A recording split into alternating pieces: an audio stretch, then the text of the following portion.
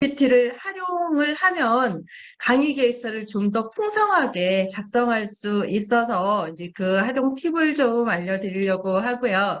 제가 강의 계획서를 많이 봤잖아요. 네, 강사 섭외 이런 채팅창에 올려서 여러 강사님들의 강의 계획서를 봤습니다. 생각 같아서는 이 받은 강의 계획서를 쫙 띄워놓고 이건 이렇고 저건 저렇고 이렇게 하는 것이 진짜 교육인데 제출해 주신 분들이 계시기 때문에 그렇게까지는 할 수가 없고요.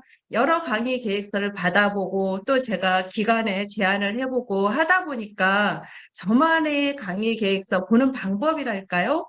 이런 것들이 보이더라고요. 그래서 강의 계획서 들어오면 제가 기간에 제출하기 전에 이 사람이 되겠다. 제가 이렇게 딱 꼬집어서 한 명만 이렇게 제출해야 되는 그런 경우도 있지만 대부분 기관에서 한 두세 명 이렇게 좀 많이 보내달라고 하거든요. 그러면 기관에서 자기 회사에 맞게 제안서를 보내주신 분이 선택이 됩니다.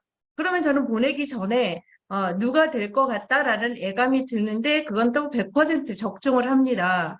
그래서 웬만큼 이제 많이 보다 보니까 이 보는 눈이 좀 생겨서 어떻게 하면 좀 강의 계획서를 이 교육 담당자에게 선택을 받을 수 있는 이런 계획서를 작성을 할까? 네, 이거에 대해서 좀 초점을 맞추려고 그래요. 그리고 강의 계획서를 보내달라고 하면 어떤 분들은 정말 내용이 너무 부실해요.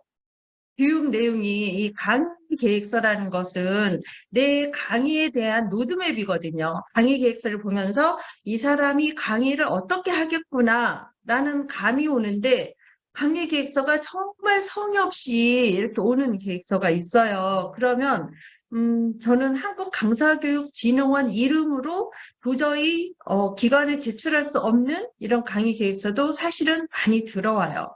그러면 제가 웬만한 것은 빼고 조금 괜찮은 것들 이렇게 골라서 이렇게 보내드리거든요. 그럴 때 이 강의 계획서 내용에 채울 것이 없을 때 그때 챗 GPT를 활용을 합니다. 예, 우리 카카오톡의 아수업 아시죠? 제가 예전에 그 아수업 다운로드 이거 받아 설치하라고 우리 단톡방에 링크를 올려드렸었어요.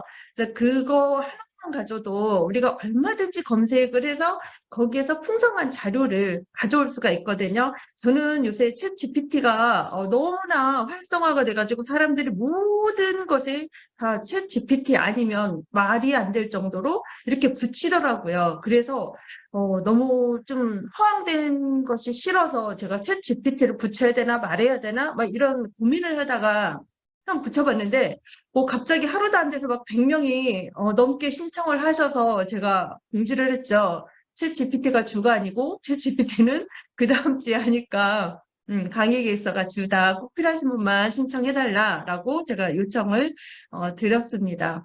그래서 저는 이 미끼 강의 계획서도 마찬가지예요. 이거면은 다 된다. 뭐 이런 식으로 해서 들어가서 강의를 들어봤더니 별거 아니야. 그러면 너무너무 실망스럽잖아요.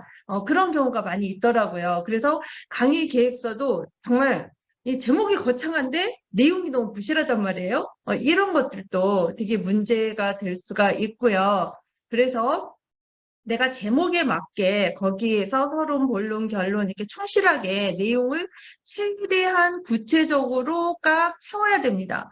그러려면 챗 GPT에서 검색해보는 수밖에 없어요. 예전에는 뭐 구글이나 뭐 네이버보다는 구글이 더 많은 자료를 하는 것은 아시죠? 거기가 더 많다라는 거. 근데 이런 것들 다 검색을 해가지고 내용을 이렇게 채웠는데 지금은 이렇게 여러 사이트를 검색하는 것보다 우리 챗 GPT 아수업 하나 거기에서만 검색을 해도 내가 원하는 키워드만 넣으면 얘네가 서치해가지고 자동으로 바로바로 이렇게 답변이 오거든요. 그런데 예를 들어서 이제 챗 GPT를 활용을 하는데 그걸로 뭐 시를 쓴다던가 아니면 뭐 그걸로 블로그 포스팅을 한다던가 그러면 우리 많은 키워드들을 예를 들어서 뭐 친절 교육에 관해서 포스팅을 한다 아니면 친절에 대해서 뭐 시를 쓴다 뭐 이렇게 하면은 사람들이 그거에 관심이 있는 사람들은 그 키워드로 많이 검색을 해볼 거예요. 많이 검색을 해보면 걔네는 AI니까 똑같은 대답이, 똑같은 키워드에 똑같은 대답이, 비슷한 대답이 이렇게 쭉 나온단 말이에요. 그런데 그것을 가공하지 않고 예를 들어서 블로그 포스팅에 그 내용을 뭐 계속했다라고 하면은 진짜 저품질로 떨어지는 가장 빠른 지름길이 그거거든요. 사람들이 많이 쓰는 것을 그대로 사용하면 안 돼요. 강의 계획서도 마찬가지예요. 제가 알려드리긴 하겠지만 강의 계획서를 여기서 검색을 하고 제안서를 검색을 해서 나왔어요.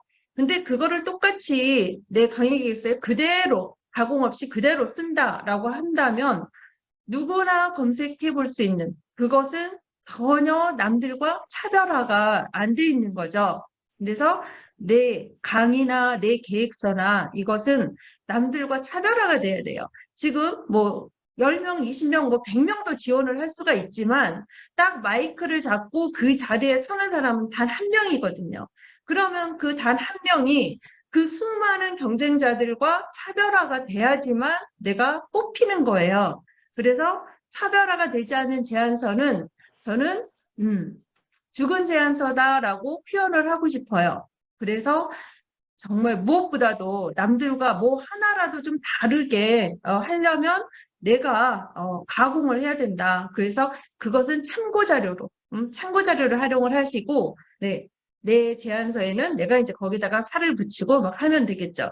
제가 감성시를 쓰는데 어느 날 감성시가 너무 안 써지는 거예요. 저는 되게 한번 하면 후다닥 이렇게 쓰는 스타일인데 안 써지더라고요. 그래서 제가 아수거에 들어가서 그거를 검색을 해봤어요. 예를 들어서 뭐 책상이면 책상에 대해서 감성시 써줘. 뭐 이런 식으로 했어요.